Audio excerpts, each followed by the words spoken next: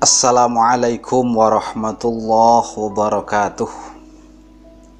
Alhamdulillah, para sahabatku yang tercinta, di segmen kisah inspiratif Islami ini kami akan menceritakan sebuah kisah yang kami ambil dari kitab Al-Majalis As-Saniyah, yaitu tentang dua orang bersaudara.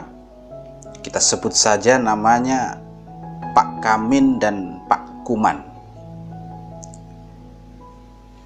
Pak Kamin tinggal di atas bukit, sedang Pak Kuman itu tinggal di bawahnya atau di bawah bukit. Pak Kamin adalah orang yang taat beribadah kepada Allah Subhanahu wa Ta'ala.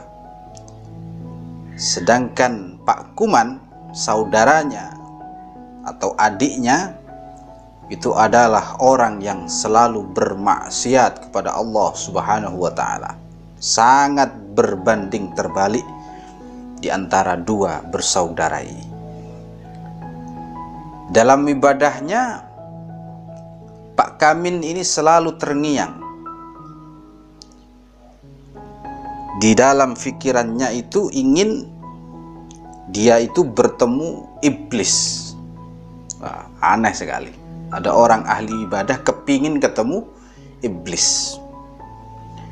Mungkin dia mau mencari hiburan barangkali. Kalau bertemu iblis ya dia bisa terhibur. Dan benar saja, suatu hari iblis ini menampakkan wujudnya di hadapan Pak Kamin yang sedang wirid, yang sedang ibadah. Iblis langsung berkata, "Oi Kamin, aku datang kepadamu. Katanya kamu ingin bertemu aku. Apakah kamu benar-benar iblis?" tanya Pak Kamin. "Ya iyalah, aku tahu apa yang kamu pikirkan. Kamu ingin bertemu aku kan?" jawab si iblis. Kata Pak Kamin, "Iya benar. Aku hanya kepingin ngobrol kok. Kepingin ngobrol sama kamu." "Hahaha," kata iblis. "Aku heran ya sama kamu, Kamin. Selama 40 tahun, selama hidupmu, kamu selalu taat beribadah, sholat, puasa, wirid, dan lain-lain. Dan tak pernah sekalipun kamu bermaksiat kepada Allah Subhanahu wa Ta'ala. Mbok ya sekali-kali kamu itu bermaksiat kecil-kecilan lah. Turuti hawa nafsu 1 atau 2 kali. Minum arak kek, atau makan sate anjing kek. Ya, setelah itu bertobat.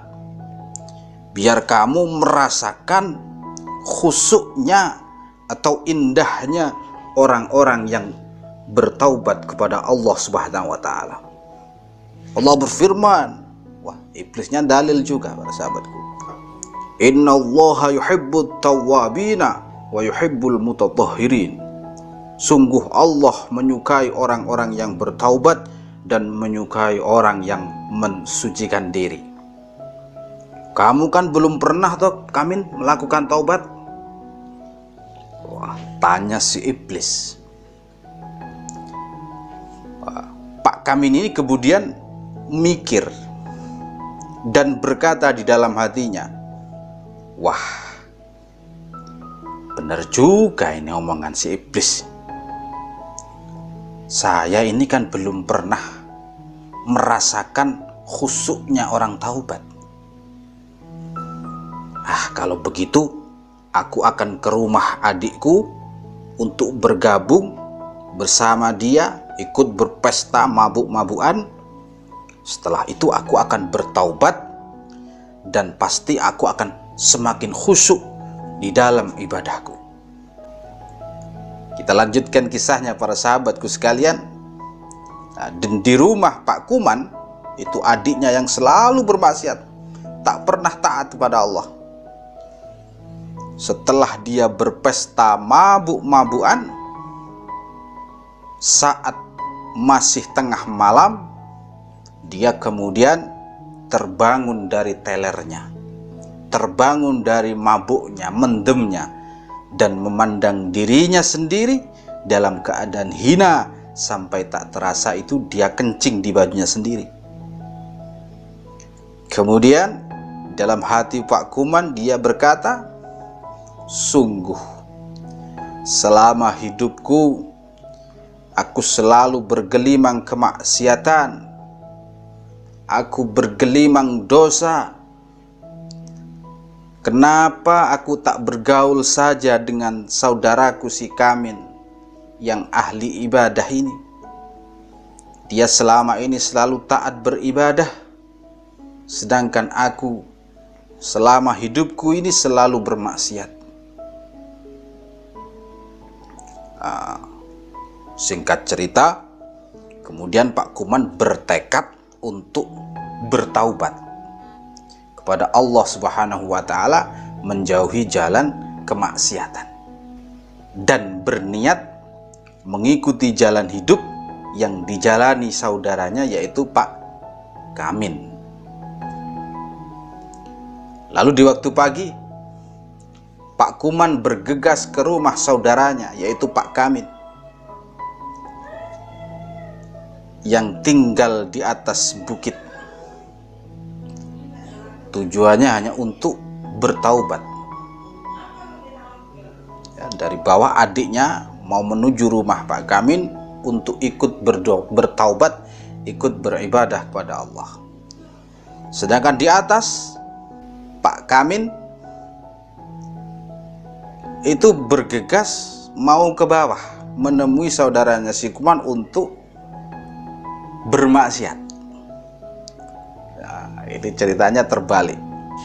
Dan di tengah perjalanan, Pak Kamin itu sewaktu berjalan dia tersandung batu, lalu terjatuh berguling-guling dari atas bukit yang tinggi hingga dia itu menimpa Pak Kuman yang sedang pergi ke atas.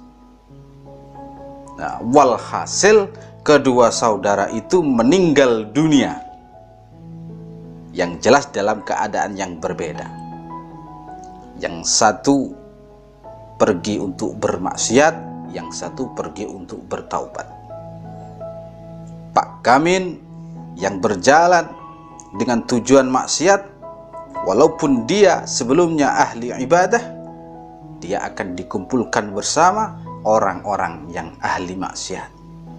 Sedangkan Pak Kuman, walaupun dia asalnya ahli maksiat, akan tetapi karena meninggalnya dalam keadaan taubat, maka dia dikumpulkan bersama orang-orang tawabin, orang-orang ahli taubat.